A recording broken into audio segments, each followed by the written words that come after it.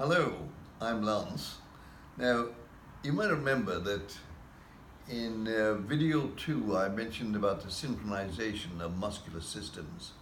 I also mentioned about the brain maps which exist in both the sensory cortex and the motor cortex. I think it's important that before we get too far into this exercise understanding, that you do appreciate the importance this part plays. In your sensory cortex, that's the cortex which receives information, we have brain maps of every part of your body, some larger than the other, like the tongue is larger than a lot of other parts.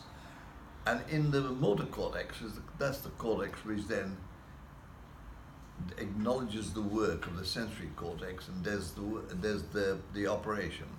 That also has exactly the similar map of your body.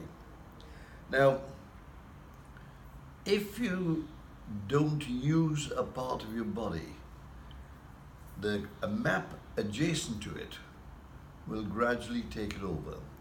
Now, you've seen people who've actually, where their necks have locked, so they're sitting like this and somebody calls them. Now, under normal circumstances, if somebody called you, you'd say yes, yes, but they can't. Then the neck and the shoulder's taken over the neck, so they have to turn like that. That's a gradual takeover. You've seen people with their hips, when they walk, when they're standing here and they walk, the hip has taken over the part of the leg, and they have to walk by lifting the hip. Now, all these things are an indication of where you don't use a part of your body. It gets gradually taken over by the part which is closest to it. Your feet, which I'll be showing you later on in another video, are what you should be doing with your feet so you can keep them working.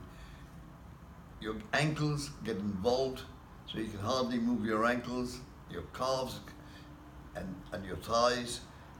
And unless you do this, these brain maps are fighting for real estate in your body. Given a chance, unless you use all your body action, it will gradually lose parts of it. And that's what happens a lot with old age, because as you get older, you don't use your body to the same extent as when you're younger. But this actually applies to young people as well. I've got a lot of people in the classes now, at the age of 36, where they've got attachments. Their body has been taken over, parts have been taken over and locked in. And then you've got to get reconstitute that, get that part of the body, that part of the limb back in association with that part of the brain map. And it can be done. So this is important that you understand this. Once you've got this in your head, it is no longer a fancy, oh, this is happening to me. It's happening to me because you are not using it. And a lot of the reason for that is because of pain. You might feel a pain in your shoulders, or you've got to elevate a scapular muscle which is causing you headache, so you don't move your neck, and gradually you stop using something. Now I want you to understand that, because on the next video we're going to discuss balance. And balance is very important for the synchronization of these muscles.